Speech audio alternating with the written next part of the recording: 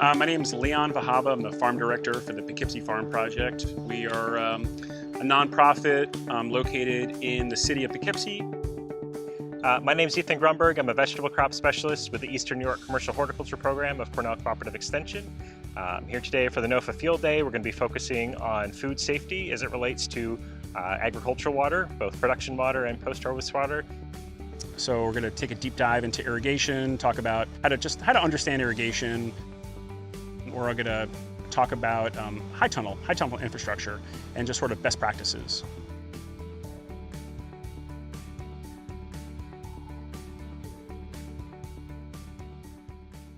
So yeah, I'm the farm director here. This is my 6th season. I grew up in the Hudson Valley, but most of my farming was actually in California. So, you know, you can't farm in California unless you really know irrigation super well. So that's kind of my background. I studied at University of California in Santa Cruz, and then also I worked at UC Davis. So, I've been farming now for actually more like 12 or 13 years. So the PFP, we're actually a nonprofit. We've been here for, next year will be our 20th year. We are super hyper Poughkeepsie focused in pretty much everything that we do. The farm is about 14 acres, and we do close to 600 CSA shares on that. And wholesale is actually becoming a larger part of our business, where it's probably going to be close to like 15, close to 20% by the end of the year. So on top of that, we'll also do that. And then we do a lot of food donations. So last year we donated about 40,000 pounds of food, mostly greens, to food banks at Poughkeepsie. So, and then we also have an education program, which probably does even more than the farm. They reach like thousands of kids a year and are working in every single school in Poughkeepsie. So pretty like radical stuff. But we are just very, very Poughkeepsie focused. A couple of years ago, we transitioned to a 4-season farm. So now we're growing all year round. When we go outside, I'll show you the high tunnels. And irrigation in a high tunnels is really its own separate thing. It's a completely different environment. It's like a little desert. So you treat it differently, and we'll talk a little bit about that when we go outside. We are certified naturally grown. And you know, definitely when you go outside, you should feel the soil. We have a pretty unique soil. It's a Housatonic gravelly loam. So this soil was formed when the glaciers were receding. There was a lake here, a little inland lake that at times would burst and drain, but most of the time it was a lake. So as the glaciers were receding, there was all this water that was coming into this lake. So what happens, you know, when you got fairly fast moving water and then all of a sudden you hit a lake? What happens to all the sediment? It just settles out, right? So a little bit further upstream, a lot of the big stuff settled out, and then the lake, which was right here, is all very, very small pieces of gravel. And then the farther you go down the farm, it's actually all sand. And if we can look at some of the pits, because I have a pit open right now. One of my guys broke it, so I made him dig it. The farther you go down, it's like Jones Beach. It's like literally just sand, which we'll get more into this, but you really have to know your soil type when we're talking about irrigation. You know, if you have a soil that has a lot of clay in it, it electrically holds on to water a lot better. So you have to water less. Our soil, we actually have a really low CEC, something like 7. We're in like the 7 something. I forget what the unit is. How is it measured? What's the unit? Millimoles. Millimoles.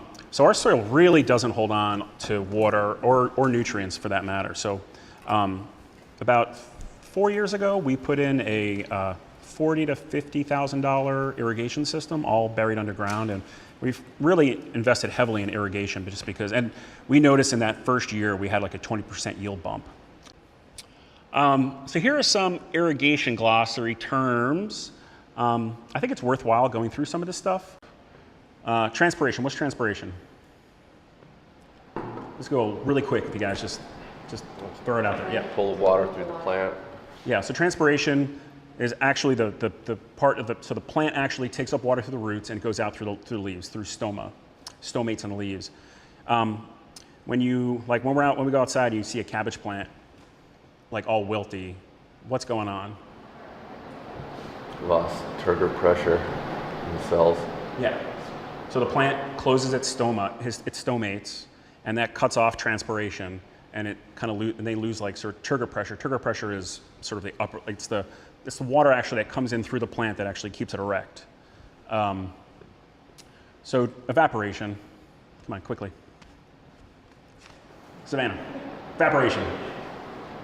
Yeah, water that's lost through the soil. What is evapotranspiration? That's an important word. Both together, right? Yeah, so it's evaporation, also plus transpiration. How would we decrease that evapotranspiration number? What are some methods that we could use? Mulching. Mulching the soil would really cut down on evaporation. In some areas too, you can do a soil mulch. So in regions where it doesn't rain, you can actually disturb the soil and break the capillarity, and then you almost have like a soil mulch where evaporation is really reduced. What are some other ways that you can reduce evapotranspiration? Using it. You would use less evaporation because the top of the soil would be dry. Yeah, good. Increase the humidity, I guess, in the greenhouse, right? If you had higher humidity. Yeah, higher humidity, you would have less transpiration. So there's a number of ways. Capillary action. This is like, Kira, capillary action. Water sticking to itself? Yeah, water moving sort of up a medium, the typical thing is like a straw. If you had a really thin straw, you could see it kind of going up. So that happens in the soil. So, if you have sort of a saturated soil, and as evaporation is sort of pulling water up and it's evaporating, water will move up through the soil profile, which is sometimes you'll see, like especially in a high tunnel or something, you'll see sort of like a white sort of layer of minerals on the top of the soil. That's because evaporation is kind of coming up and it's bringing up some of those minerals, and then it's evaporating and leaving. Sometimes it's salt, other times it's calcium. Infiltration.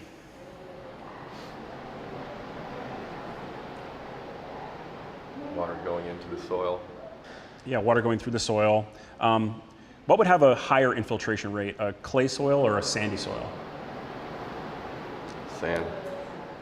Sandy soil, yeah, because you have larger pore spaces. I'm going to skip some of this stuff. An acre inch. So a lot of people never heard of this. So when it rains and we hear that we got an inch of water, what does that necessarily mean?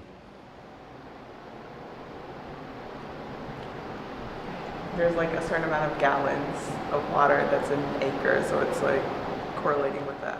Yeah, do you know how many gallons it is? 27,154. Good for you. You had that written down in your notebook. Smart. Yeah, so that's an important number to know. You don't have to memorize that number, but it's about 27,000 gallons. And that's important because when you're actually thinking about designing an irrigation system, you want to know, so we generally talk about water in inches. So, I'm going to put on a half an inch of water on my overhead today. 4 days from now, I'm going to put another half. That's going to equal 1 inch of rain for the week. So that's an important way to start thinking about water. And then when you design an irrigation system, you actually want to know if how quickly your irrigation system can deliver that quantity of water. So if you want to put in a half an inch of water in a day, do you have to irrigate for like 20 hours? Do you want to irrigate for an hour? These are some considerations when you're thinking about designing an irrigation system. Field capacity, like 100% field capacity, it means the soil is holding all the water that it's able to hold without it draining out, right? Yep. And that's an important concept because there are certain ways to assess how much you have to irrigate. One way, which we'll talk about just in a second, is like actually budgeting, like water budgeting. That's a method which a lot of like much larger farms use, especially in like large growing areas like California where water resources are really scarce. You don't want to be putting on too much or too little water. So we'll talk about in a second how you do that. But mostly the way most of us will be doing it is by feel. So you want to know when we go outside, we'll do this. I actually have a little handout, just what 100% feels like, what 50% feels like. I generally don't let my soil get below 50% because below 50%, your soil, I don't actually have this term up here, but your soil will actually really hold on to the water, and it doesn't want to let it go. It depends, again, on those electronic charges in your soil, but you don't want it to get to the point where your plant really has to fight the soil for water, and that's kind of below 50%. Yeah, I mean, permanent wilting point, hopefully hopefully you won't see many plants outside that are at the permanent wilting point, but that's like basically when you've gone too far. Actually, we would see weeds that we've recently hoed at the permanent wilting point. That's like death. Percolation is, so if we, you always see this in like soil science classes where they have like different columns of like, let's say you have like a, you know, like a beaker, they would usually be larger, and you can actually like measure how fast you pour like a certain known amount of water on top, and you watch it percolate through the soil. So as I said, soil type will affect percolation, where if like the sandier it is, the quicker it's going to percolate. Like if you just had rocks in here, it would be like no time at all, right? But if you filled this thing with like packed clay, it would take forever to go down. So the percolation rate is just something to keep in mind. I mean, you can measure your own percolation rate, but the reason why that percolation rate is pretty important is because you never want to put on more water than your soil can handle. Why would you think that is the case? Why? If it just runs through and out, you might have runoff and lose nutrients or something. Yeah, if you just, well, that would be that's why you wouldn't want to put on too much water. But why so much water all at once that your soil can't handle it? What's going to happen to the surface of the soil? Would the different components separate out a little bit so you get a Yeah. crust on top? So if you pour a ton, if like I had, you know, imagine this was beautiful soil that had, try not to use too much jargon, but like nice little aggregates, nice little soil globs, all like nice, and your soil was, you know, breathing, and air was able to go in, water was able to go in. If I then smushed that down when it was really wet, well, even if I didn't do that and I just all of a sudden poured a ton of water on really quickly, all those little aggregates on the soil surface are gonna, like you just said, like come apart. And if you have a very high clay soil, or if you have clay in your soil, we actually don't really have hardly any clay, you'll get a crust. So when you, let's say you get like 2 inches of rain, do you see cracking and crusting? Yeah. So that's what you want to avoid, because like let's say you have, let's say you just seeded a whole bunch of beautiful little carrots, and then you have a lot of clay. You're like, are you a clay loam It's or a silt loam, but it's pretty heavy on the clay. yeah. So what happens? What happens when you plant nice little delicate little carrot seeds? We cover and then them all with old row cover, because otherwise it just packs the silt in all the cracks, and nothing will germinate. Yeah, yeah. And there's actually special equipment. Like I think at the Farm Hub, actually, I've seen, or maybe it's Roxbury. I've seen they have like, there's a special type of like, it almost looks like what they use to cultivate like wheat. You know what I'm talking about? There's like these little kind of hose that are rotary hose? What are they called? Rotary hose? Is that a rotary hose? That kind of, sometimes they'll use that on like a ridge or something to just break that crust to allow the seed to come through. We don't have that problem here just because our soil is so sandy and there's like almost no clay. But so don't read this, which you probably already read. But why do we irrigate? Water's like, it's really, really important for moving stuff around in your soil. That's a big reason why we irrigate. Like sometimes like my plants won't even necessarily need water, but I may decide to water just because I want, like if it's been a while, like let's say like last week when it was relatively cool, I didn't really have to water that much, as probably most of us didn't have to. Now we're watering like crazy, but sometimes I'll just water just because, you know, I know that the microbes in the soil are breaking down. So for fertilizer, we use a lot of like feather meal, which kind of, we really need the microbes to break that stuff down in order for it to be available for the plants. And sometimes I'll just water just to move the nutrients around in the soil a little bit, just so the roots have access to them. So on Friday, I knew this heat wave was coming. I made sure to really thoroughly water everything, just so, because we also had warm nights in the last, we're gonna have warm nights on the last, so when we have warm nights, plants are just booming, you know, they're going crazy, they're really producing.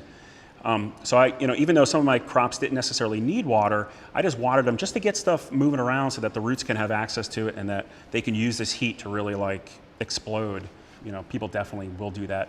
I do want to caution you though, like, has anyone ever, like on a day like today, let's say you had brassicas under Rime, and you're like, oh, I'm gonna like overhead irrigate just to cool everything off. Has anyone ever done that?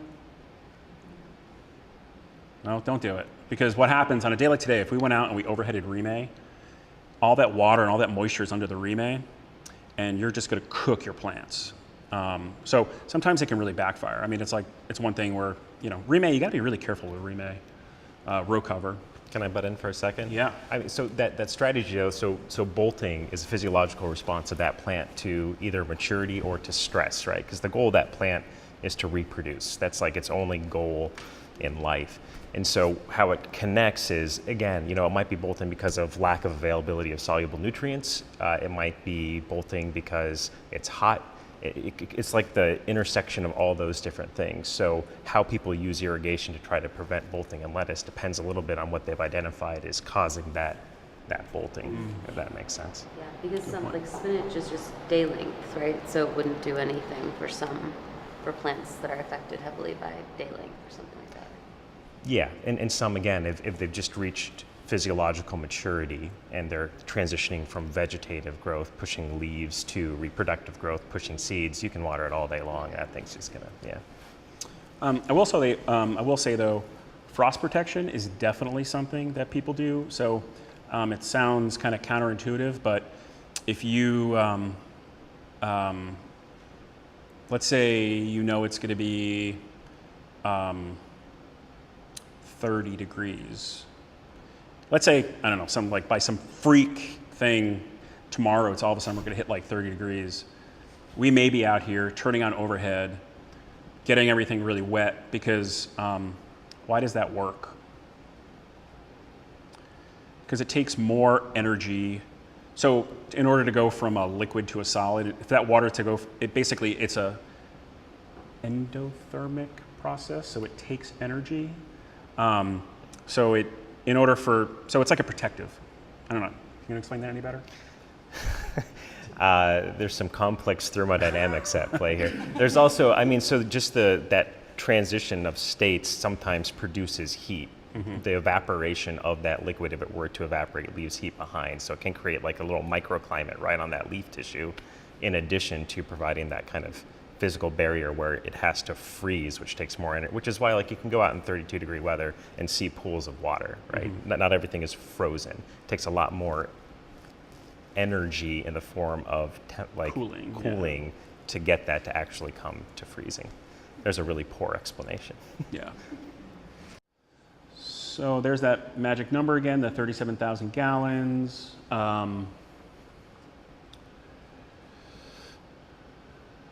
An important thing to note, and I think I kind of mentioned this, so if you have a clay soil, your soil is going to hold a lot more water than a sandy soil. So a lot of irrigation really comes down to what kind of soil type you have. And generally your soil is going to hold more water if it has better soil structure. Everybody mentioned that water is measured in inches of water, so we just all need to be thinking about inches of water. So when you're irrigating, always ask yourself, if I run this overhead for an hour, how many inches of water am I putting down? This is just a little chart about, that shows you just different soil types and how much water your soil can hold. So just an interesting little aside. So I don't know if anyone knows Sparrow Arc Farm. They're in, where are they? Copac. And Matt is like mainly growing now potatoes. He's doing like 40 or 50 acres of potatoes. And when he found, I'm not sure if he chose that land because he wanted to grow potatoes or he's growing potatoes because of that land, but it would be really almost impossible for him to irrigate like that many acres of potato. So he specifically chose land that has a higher clay content, so it holds more water, so that because he knew he couldn't irrigate. So when we're thinking about enterprises, different vegetable enterprises or fruit or whatever, you almost want to think about, you want to choose the right conditions, basically. So if you don't think you're going to irrigate, it's better to have a higher clay content in your soil because it holds more water. What's the downside of having a clay soil, besides what we talked about the crusting? Or drainage. What's that? Or drainage. You can have really poor drainage. It also, sometimes they call that, sometimes certain clay soils are called like a 2-minute soil, because like in like a 2-week period, you would have like 2 minutes to actually cultivate. Because like, you know, it going from like being super, super wet, where if you cultivate it, it's going to do lots of damage to your soil structure. Like that little niche where you actually, the soil moisture is the right, it's either too wet or too dry. That's like a 2-minute period, you know. So our soils, because they're mostly sandy, are very, very forgiving. I mean, I can put on an inch of water, and then within 2 days, I can be out there cultivating. Whereas if you had a clay soil, like you might have to wait like 2 weeks or a week, you know. So just something to keep in mind. Ethan works on muck soils down in Orange County. So if you want to take 2 seconds, talk like muck. I didn't even have muck on there. Muck It's is like not particularly relevant to this group, but I'll add 2 things. One, going to tile drainage, if you want to preserve that benefit of having more water availability and not just pushing everything out, you can get tile drains as well. And that's something anyone looking at that kind of soil type should keep in mind, that by closing those drains, you effectively cut off that tile, so you can still reserve the right to maintain more of that soil moisture over time. And it's not that much more expensive. What is that called? Gated tile drains. gated Yeah. What is it, gated? Gated, yeah. And what is that, how is that different, you said? There's like actually a gate that you can close in that perforated PVC tube to shut off the flow of water to whatever outlet. Exactly, yeah. So in conditions like this, you wouldn't want to be, you know, if we have by some miracle rain coming tonight, and if it came down really quickly, and a lot of that, if you got decent percolation through that top like 30 inches and then boom, hit that crust, and that's where your tile drainage was, you wouldn't want to lose that. You would want to hold on to all of that. So if you close those gates in the tile drain, then you're going to reserve some of that. The only thing I'll say about muck, you know, we've been talking a lot about soil types, which is something you just inherit. You can't modify unless you import a lot of playground sand or something, which on a very small scale you see people do. But you can't really modify that. That's set. But what you can do is you can impact your organic matter, which I don't know if you're going to get into this or not. Yeah? No, go So, for all it. right. And in a sense, it has some of the same properties that Leon's been talking about that clay has. It has a negative charge. It can increase your cation exchange capacity. It also radically increases your water holding capacity. So muck soil is, by definition, soil that's 20% or above organic matter, and kind of average in Orange County is around 60 to 80% organic matter. So even in periods of extreme drought, most growers are not irrigating.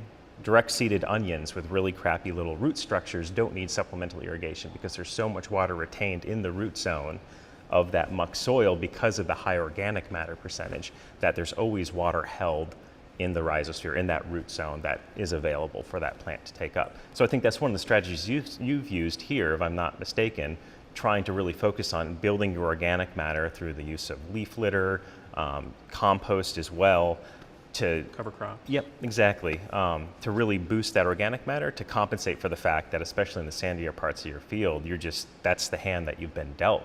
And it's also a strategy you see a lot of smaller, more intensive scale growers going to, which is you buy kind of a crappy plot of mostly, you know, clay soil with a lot of huge rocks, and then you artificially build soil on top of that by just dumping a ton of compost on there. And so that's, again, a time when you wouldn't necessarily look at your soil type and say, this is how I'm going to approach irrigation here. It's a way to access land for relatively cheap on a small scale, build kind of an artificial growing medium on top of that, that provides some of the traits that you're looking for in terms of water holding capacity, nutrient cycling, all of that. And we do that in high tunnels. Like it pencils out, even in a large high tunnel, that pencils out to do. Which we can talk about. We have a different strategy that we use in our high tunnels than are in the field. You know, how much you water and when you water really kind of depends on what type of plant you're planting. I'm going to mainly talk about vegetables, so sorry. But what type of plant you plant and the stage that it is at when you plant it, right? And I'll go into that. So that picture on the left, I think isn't that like the kind of wheat you guys are growing? What's that called? Kernza wheat, yeah, I think that's where I got that from. Kernza wheat, which is a perennial wheat, which at the Farm Hub they have a plot of, which is pretty cool. that's like insane how deep those roots are. So, you know, a plant like that, they can access full soil profile to get nutrients and moisture. Whereas, you know, you compare something like that to a little piddly onion plant that has poor root system anyway. You know, you see, so like wheat, you know, see how fibrous that root system is? That plant is going to be really good. Like the more fibrous a root system, like the more a plant is like a grass, or how many of you have Galenzoga as a weed? Yeah, I mean, that Galenzoga is just so good at picking up moisture. That's why when you weed that thing out, you got to get it out of the field, because if you step on it, the thing is going to re-root. You know, it's just so good at picking up water and nutrients. So you compare that kind of a root system to a piddly little onion plant. Which one do you have to water more or more often? Piddly little onion plant, right? Because that thing will always have access to water and nutrients. Even if the top foot is dry, it's going to have, you know, depending on the soil, obviously, but most likely it's going to have access. So, you know, you don't want to wait to water until like, so when we think about watering, we got to be thinking about root system. When we go outside, actually, we'll dig up some stuff. I'll grab a fork and we'll kind of look at some root systems. But you should always be thinking about, so where the roots are in the soil. And it's good to like, just get in the habit of occasionally digging up a plant here or there, just to take a look at the actual root system. How deep do you think a tomato root system can go? Just throw out a number. 10 feet. Yeah, a tomato plant can actually have roots that are like 10, 12 feet long, depending on, in California, we used to dry farm tomatoes, so we would do that soil disturbance thing where we'd break the capillarity in the top couple inches, and you know, as long as there was adequate moisture and we had the right soil type, we would not, in like coastal California, for the entire season, not water tomatoes. They were just, you know, they kept on digging down, looking for water, and you get a really intense tomato flavor when they do that. But in general, like I said earlier, I wouldn't let my plants go below 50%, because then you really start fighting the soil for water, and they have a harder time accessing it. Talking about water, we're gonna talk about water budgeting, and I'm not going over this because I think you folks are gonna use it. It's really important to understand it, and I think it makes people better irrigators when they kind of understand this. So I'm not going to go heavily into this, but I think do we feel like we want to talk about this? Yeah, it's interesting stuff, and this is actually how you know, water decisions are actually made on like much larger farms, like I said, in like California, for example. So anyway, there's a few different ways to determine when to irrigate. Field method, which we're going to go over when we go out into the field. I have a little handout. That's how most of us are pretty much going to figure this out: when to water, when not to water. Bigger farms, or even some smaller farms, will have soil moisture sensors. So they'll have little weather stations out in their field, and they'll have sensors buried at different depths, and they actually will know, you know, how dry something is. And then the water budgeting method, which I'm going to talk about now. An important concept just to know is this, what we talked about earlier, is this evapotranspiration rate. It's actually a number. So out in places like California, there are monitoring stations all throughout the state. And basically what a monitoring station is, they'll have like a platform that has soil in it on a scale. And they'll add a certain known amount of water, and usually grass is planted in this. So these numbers are based kind of on like a mature grass. But they'll add a known amount of water to this little plot, and they'll actually measure how quickly water is evaporating and transpiring. So evapotranspiring. And they'll do that actually by weight, and then they'll get that a calculation. So on any given day, you can actually log on to your irrigation management system. It's a state thing with your password, and you usually will have, there's stations all over the place. You pick your closest station, and it'll actually tell you what the ET rate is for that day, for that previous week. You can look back at years past. So you can get a really good sense of like, okay, it's July, it's like 85 degrees out, it's gonna be 85 for the next week. This is, you know, I can look back last year, kind of look at that, see what that rate is, and you can actually get a number, a target number for how much you should be irrigating. Also, you know, unless you're really specific, I mean, you can also just get like an average and just know that, okay, in August, in this climate, I need to hit like 2 inches of rain because I need to match my evapotranspiration rate. At the very least, I'm matching my evapotranspiration rate. Does that make sense? I don't think we have that in New York, right? No, I mean, we have the network of weather stations, but we don't use it for gathering ET information. Yeah. Yeah. So, obviously your ET rate is going to go up when it's really hot out and also very dry, and when there's no humidity, and when it's windy. When it's windy, when it's like some of the, like yesterday and today when, I didn't mention dew point. What is dew point? Who can tell me what dew point is? I'm sure you can tell me what dew point is. Condensation. Yeah, so it's the temperature at which water will condense out of the air. So on a given morning, when we go outside to harvest our kale and our pants are just like soaked to the bone, we've hit the dew point. So water has come out of the air. It's actually a measurement of how much moisture is in the air, because the higher the temperature, the higher the dew point, the more moisture there is in the air, the less water there is in the air.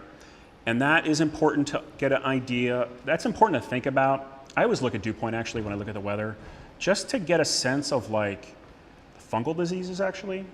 So if I know that we're hitting dew point every day for like 3 weeks straight, because usually when it's really humid, that's when the dew point goes up. I'm going to be thinking more about spraying, copper or something like that. We do very little of that actually, because all of our tomatoes are in our tunnel now, but I'm still thinking about it. When you say hitting the dew point, you mean when the temperature that day is going to be at the temperature the dew point is at, or are you talking Usually about a at high night. dew point? Yeah. At So night. usually like if the dew point's 55 and I know we're going to hit 50, I know that we've gone beyond the dew point and that there's going to be a lot of dew in the morning. So, it also depends when we hit that. So if we hit dew point at like, I don't know, at like say 1 in the morning, and plants are going to be dewy for 7-8 hours, that's prime condition for fungal spores, fungal pathogens. So, and then if we're doing that every day for like 3-4 weeks, then I'm like, oh, this is not good. Like our strawberries right now, we haven't been hitting the dew point here, and the strawberries, this is like the nicest year we've had for strawberries because we don't spray our strawberries. So fungal diseases actually go in during flower time for strawberries. That's when botrytis goes in actually through the flower. So we definitely had those conditions when they were flowering, although they're still flowering now, but earlier in the season, it was very wet when they were flowering. I know there's botrytis getting, but it also needs that wet period during fruiting too for it to really explode. And there's not too much botrytis in the field, it's a good year this year. So your ET rate for a day in a really hot, dry environment, say like Central California, it could be as high as like 0.35 inches a day. So, in that situation, you need to put on like 3 or 4 inches of water a week, which is a lot of water actually. Yeah, the ET rate, like I said, it kind of changes depending on the size of the plant. If it's a really small plant, your transpiration is going to be lower, so your ET rate's not going to be quite because I said the weather station is, they're measuring like mature grass. I'm not going to get too much into this, like a lot of these calculations. It's important to know that, let's say you actually know how much water you should be applying in a given week. Let's say you do know your ET rate, and you tracked it for the week and you're keeping up with it. No irrigation system is 100% efficient. So even though you think you're putting on like an inch of rain, usually most irrigation systems are more like 70% efficient. We're going to go outside and look at overhead and some drip. What would cause drip tape? You would think that, why wouldn't drip tape be 100% efficient? What are some reasons why drip tape wouldn't be 100% efficient? Does everyone know what drip tape is? This is drip tape. This is actually a company, I really like this company. It's called Chapin, and they're actually a New York-based company. This was the first company to actually invent T-tape. A lot of people think that actually Israel invented T-tape. Israel didn't invent T-tape, although this guy, I forgot his first name, but Mr. Chapin, he invented drip tape. And at first it was just basically like a plastic hose that was sewed together, and where the stitching was is how it would just like leak out, it would just weep out. They spent years and years developing this. And Chapin, they're actually a New York company. So they're manufacturing facilities in New York, which is pretty cool. And they're very competitive. I took a tour of their facility a month ago. They kind of gave me this as a sample, so you can actually see how it functions. But you know, mostly all drip tape pretty much functions roughly the same way, where you got water going through a main little hose, and then it functions just like our kidneys, where some of the water gets siphoned off and goes through a series of channels, which actually just it reduces the pressure, so then it just dribbles out of an emitter. So when you look at, I'll pass this around, but when you can see this strip tape's pretty cool because it has a little like pre-filter, so soil particles, it's just like a size filter, so bigger particles actually just can't physically get through this little channel, and then it goes into this other channel, and then it goes through the series of little zigzags, and then it drips out the emitter. It's pretty cool. I've wondered about drip tape, having it on for a long time and the water passing beyond the root zone of the plant. And I know that the nutrients can move, but can the plant access that water, or is it possible that some of it is lost to drainage? Or Yeah, you really got to be thinking about it when you're irrigating, and we'll dig up some stuff, just thinking about where the roots are in the soil. With that said, I mean, I wouldn't just irrigate to the root depth because there's capillarity, right? So you want some moisture below that. This is really important, not so much for us because we get rain, but in dry climates. So if you have, let's say, I keep on using California, I apologize, but let's say you have a field that has been bone dry for like 2 months, you haven't done anything with it, maybe you've like stale seed bedded, you've cultivated weeds, but you've gotten no rain for like 4 months. And then even if you put down an inch of rain, so generally an inch of water, in most soils, don't totally quote me on this, but in most soils, an inch of water will go down a foot in your soil. That's kind of like, that's something to think about. So inch of water percolates a foot. If you just put on an inch of water, what are you gonna, you know, what's the subsoil gonna be? It's gonna be wet or dry. It's gonna be pretty dry. It's gonna be, you know, if you haven't gotten rain, you haven't done anything to try to conserve moisture, like, you know, breaking up the capillarity, that below, you know, that 2 feet or 3 feet down, it might be completely bone dry. Great, you've watered that top foot, but what's gonna happen when that root does go below? Do most of us grow our own starts? Do you guys grow your own starts? So we use these wind strip trays. So when we plant a seed, the root grows down and then it hits air and it gets root pruned. So it kind of like, it makes it more of a branching, nice root system. Pretty much the same thing is gonna happen. That little root's gonna go down, it's gonna get kind of root pruned, and it's like all those roots are just gonna stay in the top foot. And that's not a great thing because if you're not on top of your irrigation, you know, your root system's gonna be much smaller. So just something to think about. I think I want to transition to going outside, but I'm gonna blow through, just gonna show you some pictures. We're gonna talk about feel outside, how to assess soil moisture by feel. These are just some other tools that you can use to assess water moisture. That's kind of soil moisture probe, which we have one, I've never used one before. I think this one measures electroconductivity, right? No, same thing. They're both forms of aerometers, is what they're called, and they basically it's a pressure reading, which is, you know, how much available moisture there is that's either getting drawn in or coming out if it's completely saturated from those sensors. And so there's a digital version and analog. But you know, they can be a helpful tool, but they're, you know, as Leon keeps saying, for larger scale farms, it's not just about the scale, but it's also about the diversity of that system. If you can figure out a crop coefficient for tomatoes and you're growing 10 acres of tomatoes and you can dial that in with an aerometer and get that reading, that's great. But I think most people sitting in this room are growing more mixed vegetable type scenarios, right? Which means you can't look up a crop coefficient for mixed vegetables, and there's not like one standard point to hit for mixed vegetables, which is where you often get like the ballpark of an inch a week. But that's still that inch a week, if it's a recently seeded spinach crop versus an established tomato crop, is going to be wildly different, which is why I think it is valuable to get into all this information that you're getting into and understand the background to what you're actually going to compromise and do in field, which is not going to be perfect. Yeah.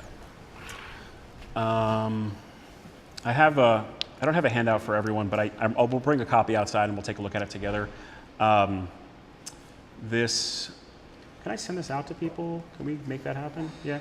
So this is a really great handout. You can just get it online. NRCS put it out, and it goes through like all the different, not muck, but it goes through all the like normal soil types, and just shows you kind of what they look like based on field capacity, whether it's 100%, 50%, 25%, and just sort of like what that feels like. So if you can also think about this in terms of like a sponge, right? So if you have, let's say you're in the kitchen and you take a sponge and you immerse it in a bowl of water and you don't squeeze it and you just let it drip, drain, that's like 100%. So as long as water's not still, so you can't really be more than 100%, but like if you want, at the point at which the sponge no longer drips, but you haven't squeezed it, that's like 100%. If you kind of squeeze it so that no more water comes out, that's like roughly like 50%. So we'll kind of do that in the field, and we'll kind of just talk about it. But anyway, this is a great handout that you guys can look up. Just before we go outside, just know that there are many, many forms of irrigation. So this is furrow irrigation, like where literally there's like a drainage ditch. They have these tubes that these siphon tubes. So you basically like dip the whole tube in water, so it's fully immersed. You hold one end, dip the other end in the tube, and then you just create a siphon. So that's like a way that a lot of people furrow irrigation. I don't know enough about furrow irrigation to tell you how efficient it is. I'm assuming it probably is not super efficient. It uses a lot of water, and probably there's a ton of evaporation that happens too. But this you see this a lot actually, still in like major growing regions, even where water is scarce. I'll just say, I mean, there's the potential for the technology or the irrigation system, and so like the potential for a really efficient drip system is much higher than the potential for a really well dialed in furrow irrigation system or flood irrigation system, which also happens in California. But the folks that do that really well, if you're doing it well and you're using all of the water budgeting approach that Leon talked about with the furrow irrigation system, there are some losses to evaporation, but the amount of surface area in the field that's actually exposed to that is relatively low. And so there are all sorts of studies out there that show that oftentimes in California, furrow irrigation systems are just as efficient at delivering water into the root system as drip systems for all of the inefficiencies that Leon talked about with leaks or irrigating below the root zone, like Sarah mentioned, with drip systems as well. They're all faulty and leaky, quite literally. So it's about dialing in and doing the best you can with the system that you're working with. Sprinkle irrigation, so also overhead irrigation, this is also called hand line. That's another term that people use because all these lines are set up by hand. So this is an important slide. I don't think a lot of people that use overhead really fully understand how to do it efficiently. So we don't do it efficiently here. So our farm is actually broken up. Our farm is broken up into, we have like 27 blocks. And we have a 4-year crop rotation, so there's like 7 blocks in each crop rotation, and there's like 10 or 11 beds in each block. You don't have to memorize that, but so we are irrigating generally a block at a time, which is generally 10 or 11 beds. We're not irrigating acres. You can be much more efficient at irrigating when you're irrigating acres than you can in our piddly little diversified, CSA farms. Very hard. Drip tape is actually, I think, the best because you can get really good uniformity. So generally, we're running one line in a section if we're doing overhead, which we will see when we go outside. We're running one overhead line. This system was not designed to run one overhead line. So you see where these little circles overlap? What's happening in every one of those areas where the circles are overlapping? How much are you getting more or less water? You're getting double the amount of water in each one of these areas. So if I want to make, so let's say, imagine this is a 10-bed block, which is our situation, right? And I have a bed here, and I have a bed here, and so there's 10 beds here. And I want to make sure that I'm putting down ½ an inch of rain at this outer edge. How much water is this getting? So if I want this to be ½ an inch, what is that getting? It's getting an inch, right? So it's really hard for this system to be efficient unless you're doing multiple pipes. It's much more efficient when you can get into the situation where you can stagger your pipes and you can get more pipes on a field. You can actually get a lot more efficiency. What's the big problem? What's the big cause of inefficiency in this system though? No? What? No? Well, if you set your pipe up wrong, yeah. But what causes inefficiency in this system? Wind. So if it's windy, this system is really, really, really inefficient. So we try to only run our overhead irrigation pipe usually in the morning. I don't live here, so I would also run it like at sunset. So generally those 2 times a day, early in the morning or at sunset, is generally when we have the least amount of wind. So kind of the way we kind of go about irrigation is I get here in the morning, first thing I do is I turn on some overhead, and then the rest of the day I'm running drip. We've actually transitioned most things onto drip actually, because our soil is so sandy, we do a lot more plastic here now, plastic mulch. So really important to just think about, right? When we're setting up our overhead irrigation, much more efficient in large blocks. Pressure is a really important factor with with all irrigation. The amount of pressure that you have is a really important. So in a system like this, if you had low pressure, what would be the ramification of low pressure in this system to your droplets? So like your water droplet size, would they be large? Would they be small? Would they what? Larger. They'd be much larger. You may not actually cover the whole circle, and those large water particles, what is that doing to your soil aggregation at the surface? Busting them up, right? So if you have, like we mentioned earlier, if you have clay in your soil and you're trying to germinate carrots, you want your pressure to be higher, so your droplet size is smaller, so it doesn't do as much damage to your soil aggregates, and you also don't want to exceed your soil infiltration rate. So if you see puddling on your surface, you're putting on too much water at one time. In this system, how do you dial back the water? Like if you start lowering your pressure, you're going to get larger droplet sizes. But let's say you have a certain type of pipe and you can't, no matter what pressure you put it at, either if it's too low, you get too big droplet size, or it's too high, you get mist that blows away, but you're putting on too much water. How do you decrease the amount of water? So there's a whole host. I don't have a rainflow catalog here, but there's actually a ton of different types of. So mostly we call these things rainbirds, although it's not a rainbird. Rainbird is a company. It's just like Kleenex. Like we call Kleenex, but actually like 100 companies make Kleenex. So anyway, most people call this a rainbird. This company is not rainbird. But anyway, you can get different heads. So this is a 3/4 inch. You can get them at 1/2 inch, so actually less water goes through. But the big thing are these nozzles. So you got to look at any catalog where you order your stuff is going to have a little table in it, and it's going to tell you, with this nozzle size, at this pressure, you're going to get this many gallons per minute.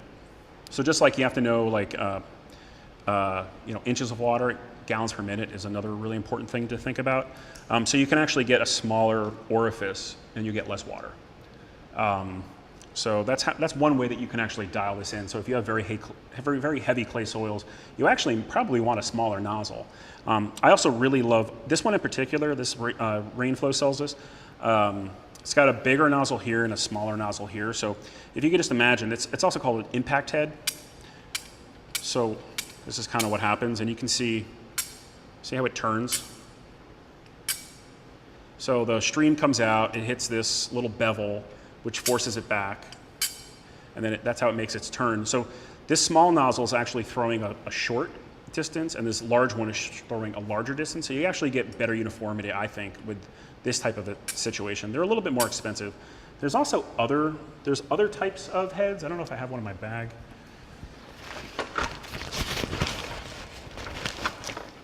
No, it must have fallen out in my truck. There's other different types of these. There's other ones that are not impact. But I just find that for durability, and they sell this in plastic. I don't love the plastic. I just really like the brass. I think they just last longer, People, you got to move around and they get beat up. But another form of overhead irrigation is actually a microsprinkler, which I have a slide in a second. We use these a lot. I brought this from California. I haven't seen a company, I actually order it I still order this from Winters. Winters from Woodland, yeah. Woodland Irrigation. So we use this, for example, we use this on our carrots. Oh, we use this a lot on our mixed veggie because generally it throws 12 feet. So I can put this in the middle of 2 beds and it'll only irrigate 2 beds. So oftentimes, we're only planted like, say, 2 beds of carrot. I'm not 2 beds of carrots, but like 2 beds of lettuce. We plant lettuce every single week, or we plant like 2 beds of beets. So, on a small, diversified, especially CSA veggie farm, we're constantly putting in small little blocks everywhere. So this is perfect. We can just move this around. I have these spaced, I think, at like 12 feet. So there'd be another one at 12 feet. So with most, you want there to be some overlap. You never want it to be too far apart where you get a dry period, dry spot in the middle, or too close where you're getting too much overlap, but you want it to be pretty perfect, like similar to that picture. This produces a really, really, really small droplet. Almost like it produces 0 crust. Well, we don't get crusting, but it doesn't disrupt soil aggregation at all. So for carrots, I love this thing, especially for in our soil, we have to water carrots every day if we're trying to get them to germinate. So I can put this on for 20 minutes, just hit it, boom, 20 minutes, just beautiful. I get beautiful carrot germination. A lot of people use these water reels. I see these more and more. Roxbury really uses these a lot. And they have little drive lanes every 50 or 60 feet in their field. So it's actually kind of perfect because you can get a good throw. And do you guys know the way this thing works? It's basically a reel. You hook a water source up to it, and you pull out the cart, and then you can actually, they're not all like this, but you can actually get them to fit a furrow. So I'll actually go down a furrow if you don't have drive lanes, like little grassy lanes. And you can get these in different, just like you can get different nozzle sizes, you can get different gallons per minute or different throws with these, and it just slowly reels it in. You guys use this at the Farm Hub, right? And it's a great way, and then you can just move the cart, pull it out, water another area. The thing that I don't love about it is generally, unless these are really dialed in, you can get pretty large water droplets. Any of these like water cannons or water guns, they generally put out a lot of water. So if you have very high, heavy clay soils, they can get crusting really easily. You have anything to say about that? Well, again, I mean, you either have to have access to high pressure, high gallon per minute water source, or access to nice pumps, or some combination of both. And so I think what you often see is you need to have a tractor dedicated for a tractor PTO powered pump to run these. That's how you guys set it up mostly at the Farm Hub, right? You have dedicated tractors for it. So there's definitely room for them. And I think you mentioned the inefficiency in moving pipe around. And that's where this really comes in for operations that don't have a crew like Leon does on a hot day, where he can sit in here in the AC and be like, hey, go move around the irrigation pipe. I wish I had robots, actually. This can be a nice niche. They're not inexpensive either. There are more small models coming out that also operate at lower pressures and lower gallon per minute rates, but then you just lose their utility because you're having to move them more often. Just micros. These are used a lot in orchards. We use them, but they also are used a lot in orchards. And they can throw, sort of what you would assume the root zone to be under a tree. So you see how fine the droplet size is there. And there's like many, many different types of these things. So, and turf, they use this types of micro sprinklers, and they're relatively cheap to buy. So that's kind of a plus. We use aluminum pipe, which, when someone rolls over aluminum pipe, it's like they are just on my, I'm not going to say it because we're videotaping, but I will be mean to them for 2 weeks until I get over it. He's a great manager. Yeah. They know, when people start, right, Lauren? When people start, I'm like, there's 2 ways that you can really get me pissed. One way is to run over aluminum pipe, because that stuff is A, so expensive, and B, some of it's irreplaceable actually. Central pivots. You see this a lot. Obviously this is huge scale. So some are central pivots where there's actually one spot and they just rotate, and they if it's a field crop, or if it's a row crop, they actually just plant on a curve. You have to be really set up for something like this. They also have these walking lines. The picture on the left is a walking line where literally It's all computerized, and it goes like, meh, meh, it just kind of walks down the field. Meh, meh, meh, meh, meh.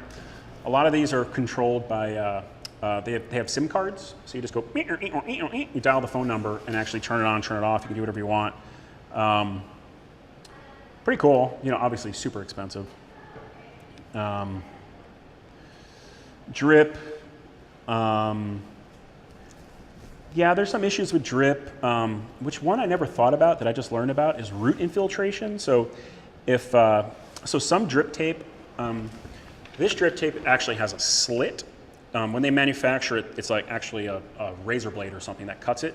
Some other drip tape actually uses a laser that burns the hole.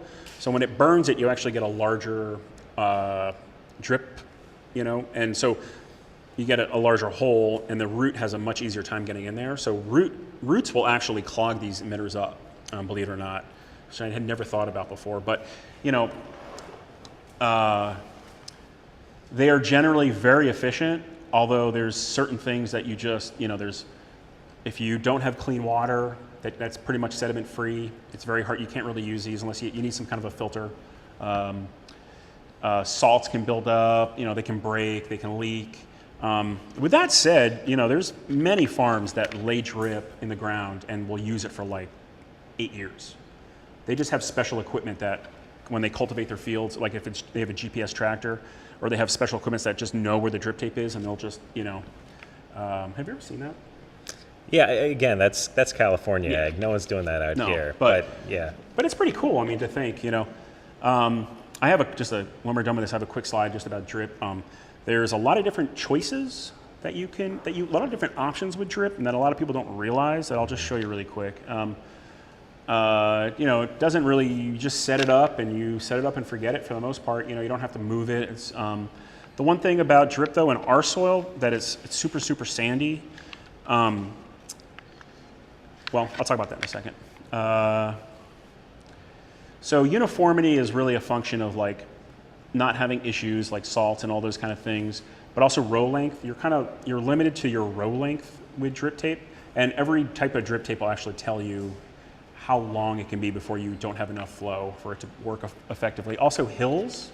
There is something called a pressure compensated drip, but I have heard mixed things about pressure compensated drip. But if you have hills and you're running drip, are you going to get less or more water at the top of the hill? Generally less, and at the bottom of the hill you're going to get more. So just something to think about in terms of efficiency. So we designed our irrigation system. That's a picture of, I took my CSA members through the pits one day. It was our insider tour. They loved it, by the way. But anyway, when designing a system, definitely hire a professional. I mean, there's just so many things to know and think about, and it's just good to have someone. Someone in our area that does this is Pete Taliaferro from Taliaferro Farm. He works with Trickley's, and he'll design systems for you. You could talk to Rainflow. I mean, there's other people. I know some people have used, what's that plumbing store down in Wappingers? NNS or whatever? Oh, yeah. But they're like more plumbers than, they're not, I don't know if they're really agricultural. Design the largest possible system that you can afford. I mean, I'm happy with our irrigation system, but like with irrigation, bigger is almost always better. You're always gonna want a bigger system. And just like, I can pretty much water a whole farm in 2 days if I'm like just mainly focusing on irrigation. But it would be nice to be able to do it in a day. You know, I can run like 3 of those overhead lines, 200 feet at one time, but it would be great if I could run 10. So I don't know, there's a trade-off, you know. You're gonna wanna, you know, spend as much money as you possibly can on your irrigation system, and just, you know, I just wouldn't skimp on an irrigation system. And then always plan for future expansion, because it's, let's say you may wanna put in a field in this one area, you know, down the road. You just may want your main line to that area to be a little bit bigger so that you could have that capacity, because to go back and to put in a bigger line would be so much more expensive. Also, just put in junctions where, so a T, does everyone know what a T is? So it's just, you know, if you have like, it's a pipe, it's a fitting that has like that, and then like that, you know. I would put in more T's than you think you need, because if you ever want to actually get into a main line, it's kind of a pain in the butt. You have to like cut it, and like then you got to put something in. You got to put like it's just annoying. Where if you just plan for future expansion and put in more tees and cap them and that kind of stuff, you're just gonna be better off. A tee is like a couple of bucks, but to do that process, it's like, it could be like a half a day. It's annoying, you know, and it's more expensive. Definitely try to install your system during off-peak times, like in this early spring or like a late fall when you don't have to water or like drive around. Expect your installation to take like twice as long as someone tells you it's gonna take. And I just always have extra. This just goes like with everything on the farm. Everything breaks all the time. Just always have extra parts. If you have to order something and like it takes like a week to get this special part, and you can't irrigate for that week, we would be screwed this week, you know. So I'm not going to go into this. So we're pretty much done. I just wanted to show you this one slide I had about drip. There are the things that you can. The things that you can change on, or like the choices that you have. A is the thickness of the plastic. So this is probably a 6 mil, I would guess. So if you have like super rocky soil, or if your equipment is very kind of jankety at like laying drip. So the way we lay drip is we actually have a plastic layer, and it has these two like kind of shanks that kind of go into the soil, and just I can adjust it, but I try to bury my drip like an inch or two in the soil. That way it just stays like pretty flat. It doesn't like buckle as it gets hot and cold, hot and cold. So I actually have a pretty good piece of equipment, so I could get away with like a thinner plastic. But if you have jankety equipment that's rougher on the drip tape, you're gonna wanna go with a thicker mill, like at least like an 8 mil. I wouldn't go much below 6, although I know there's like farms that go to like 4 mil. But you really need like special equipment, and you got to have pretty good soil conditions, like if you have rocky, or also like certain insects can chew through it too, so something to think about. So usually most people use like an 8 mil. We generally use an 8 mil, although if it's a high quality drip tape, you can go to like a 6. Also, there's different ways to make drip tape. So Chapin actually has like an extruded, where they actually extrude the plastic into a thin film, and then they fold it and they melt it together. Other companies actually extrude like a tube and they blow it, and that could be a little bit weaker. Anyway, something to consider, something to think about. But so the thickness you can choose. You can also choose the spacer, the space between, so the emitter spacing. Why would you want a drip tape that has closer? In what conditions would you want a drip tape with closer emitter spacing? If you have super sandy soil, not a bad idea, because what happens in really sandy soil is, so this, it drips, it just kind of drips down, and if you have heavier soil, it should really bell out, because it produces more water. It's about that infiltration rate again. If it drips so little that it doesn't bell out, then it's like not putting enough, and you have a pretty low infiltration rate. But in our soil, actually, it doesn't really even bell out that much. It generally just goes straight down because it's so sandy. So it's better for us in our situation to have a dripper, to have emitters that are closer. And you can get all sorts of different flow rates. So, and you can actually get farther apart emitter spacing too. Like, so let's say you're doing, say like tomatoes, right? And you plant tomatoes at 24 inches. Why waste all that valuable real estate in between? Why not just have an emitter at 24 inches where each plant is? I mean, I want to have a little more uniformity, so I wouldn't do that, but you could, or if let's say you're like do trees or something like that, you can get different flow rates. So just to dial in that percolation rate, you can have higher flow rates, lower flow rates. I mean, if you have let's say you don't have that much capacity in your system, like your well doesn't produce that much, you can go with a much lower flow rate. So actually you have to irrigate maybe for 4 hours, where I would have to irrigate for 1 hour, but you can match the availability of your water. So there's a lot of different options, and you can get different diameters. So like a larger diameter, you could probably go further, so because there's more water. So 5/8 versus 7/8. So anyway, I just bring this up just so, like, not all drip tapes is the same. Really look into like, you can really dial it in, is basically what I'm saying. There's a lot of different options in drip tape that I think more than we actually realize.